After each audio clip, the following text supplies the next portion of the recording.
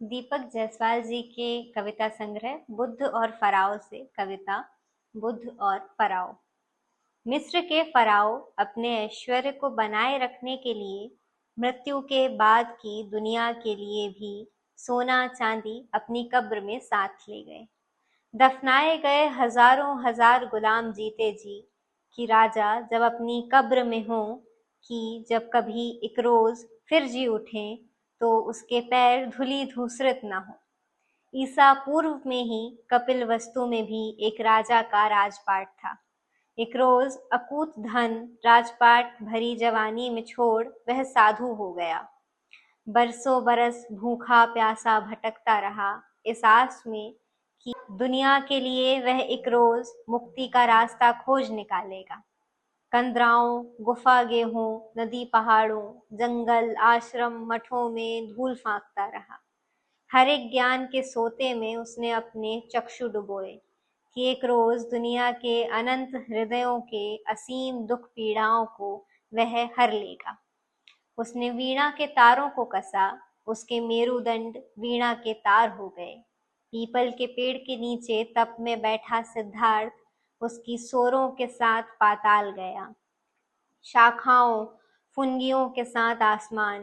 वह महान देवताओं से पूछना चाहता था, दुनिया आपके रहते इतनी दुखों से भरी क्यों है कि महान पिताओं के हृदय किस मिट्टी के बने हैं। बरसों बरस देवताओं ने उसे खाली हाथ लौटाया। अंत में थक हार अपनी सोरें शिखाएं आसमान पाताल से समेट अपने अवचेतन मन में उतरता गया गहरे और गहरे। उसे लगा पाताल की गहराइयों से भी गहरी जगह उसका मन है। ज्यों ज्यों गहरे उतरा सेमल का फूल होता गया, बादल होता गया, खुद को खाली करता गया। उसकी चेतना ब्रह्मांड के हर तारे ग्रह उल्का पिंड का गुरुत्व महसूस कर सकती थी। उसने अपना शरीर उन्हें सौंप दिया, सारा भार तज दिया। उसे लगा कि उसके भीतर किसी दिए की रोशनी छन रही है। हल्की बारिश हो रही है, छींटे उसके भीतर तक पहुंच रहे हैं। पीपल के पत्तों की ही तरह थोड़ी सी भी हवा से हिल जाने वाला उसका मन धीर गंभीर शांत पर्वत हो चला है। वह हाथी, बरगद, चींटी, तेंदुआ, मछली सबकी चेतना के अविच्छिन्न प्रवाह में उतर सकता है कि उसकी धमनी शिराओं में दुनिया का सारा दुख दर्द भरने उतरने लगा।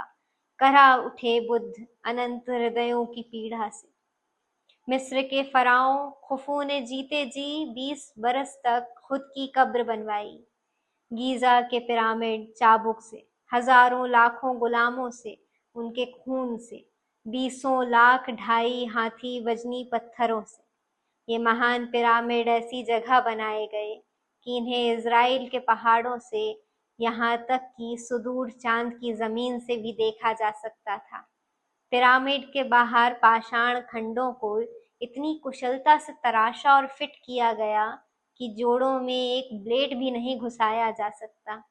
सदियों तक बनी रही दुनिया की इन सबसे ऊंची इमारतों से फराहो खुद को देवता घोषित करते रहे, नील नदी में अपना वीर्य विसर्जित करते रहे। वे इतने शक्तिशाली थे कि लाखों गुलामों की गर्दन उनके पैरों तले रहती थी, लेकिन दयालु राजा इसे दबाते कम थे। फराओ जब राजपथ पर निकलते, हजारों सैनिक साथ चलते, गुलाम घुटनों पर झुक जाते, उनकी आंखें और भी। दुनिया के सबसे सुंदर कीमती वस्त्रों को धारण करने वाले फराओ निर्वस्त्र गुलामों पर शहद का लेप लगवाते। मधुमक्खियां जब टूटती उनकी देह पर मंत्रमुग्ध हो उठते महान फराओ। जीने की भूख इतनी बढ़ती गई, प्यास इतनी गहरी होती गई कि उनकी असीम तृष्णा ने मासूम बच्चों तक का खून चखा। उनकी अंतड़ियों में दांत उगाए थे। यदि वे इतना असंयमित भोजन नहीं करते तो संभव था कि वे खुद की बनवाई गई सुंदर सुडोल मूर्तियों की तरह थोड़ा बहुत दिखते। इसी देह को बचाए रखने के लिए फराओ ने अपनी पूरी ताकत झोंक दी। एक ऐसे लेप की खोज में जो उनकी लाशों को हजारों सालों तक सड़ने से बचा सके। अपने अंगों को उन्होंने दुनिया के सबसे सुंदर मजबूत जारों में रखवाया, ताकि जब पुनर्जन्म हो वह अपनी देह पाले, वह अपनी आत्मा की अमरता की कामना में उसे सूरज की किरणों के साथ रा और ओसिरस देवताओं को सौंप देना चाहते थे। देवता सिर्फ उनके थे, मंदिर सिर्फ उनका था। चेहरे पर नकली दाढ़ी चिपका वे देवत्व को धारण करते थे। हजारों हजार पत्नियों के स्वामी अपनी वासनाओं से कभी अघाते नहीं थे। तुच्छ मर्सुपिल चूहा महान फराव से कम एक गुण में समानता जरूर रखते थे। प्रेम में डूबी स्त्रियों को जिंदा जलवा देते, व्यभिचार में अकंठ डूबे महान फराव। सिद्धार्थ की आंखें डबडबा आई थी। कषाय धारणा करते हुए सिद्धार्थ कषाय को कस के बांधे जा रहे थे। मन था कि खुला जा रहा था, हृदय था कि भीगा जा रहा था। कषाय खोल दोबारा बांधते सिद्धार्थ, आंखों में बांध बांधते सिद्धार्थ, आंसू बहा कि संकल्प टूटा। बूढ़े पिता राजा थे जिनके कंधे थक रहे थे। डूबती हुई रोशनी में अपने पुत्र को देखे जा रहे थे। माँ थी जिनका कलेजा छिला जा रहा था। पत्नी थी जिसका हृदय फटा जा रहा था। जिस जतन से माँ ने सिद्धार्थ, वह जतन करने को तैयार खड़ी थी यशोधरा। इच्छा थी पांव पकड़ लें, रोएं धोएं जाने ना दें, लेकिन निस्सहा अपलक खड़ी थी यशोधरा। पुत्र था जो सिद्धार्थ की उंगलियां अब भी थामे हुए था। कपिल वस्तु था जिसके लिए सिद्धार्थ का जाना बीच समुद्र में नाव से पतवार का पानी में अचानक गिर जाना था।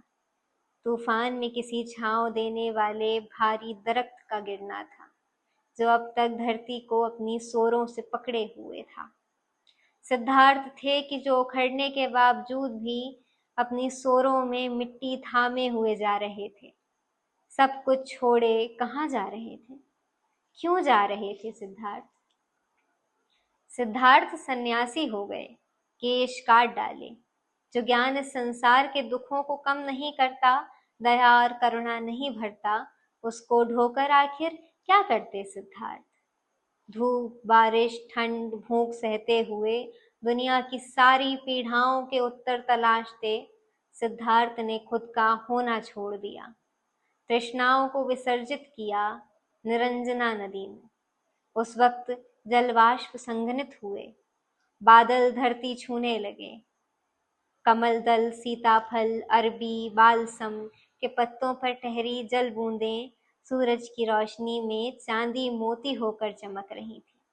आकाश गंगाओं के असंख्य तारों का प्रकाश भरने लगा सिद्धार्थ में।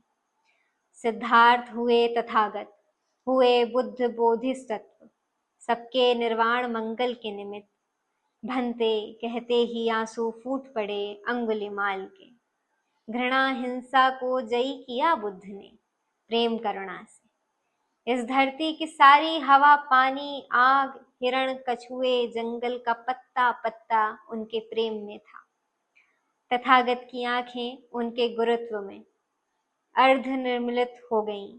बुद्ध ताउम्र सोखते रहे इस दुनिया का सारा दुख अंधेरा, फैलाते रहे प्रकाश, सिखाते रहे प्रेम, करुणा, दया, शांति, संयम, अहिंसा। दुनिया की सारी नदियां बोधिसत्व को जानती थी। वह उनके समीप इतनी सहज थी कि बता सकती थी उनके हृदय से अपने हृदय का एक एक दुख। पुरातत्ववेत्ता अचरज में हैं कि फराओ ने कैसे बनवाया होगा इतना बड़ा पिरामिड इतने बरस पहले। हालांकि इतने जतन के बाद भी कोई फराओ नहीं हुए दोबारा जिंदा रहे बुद्ध, अमर रहीं उनकी अर्धनिमीलित करुणामयी आर्द्र आंखें।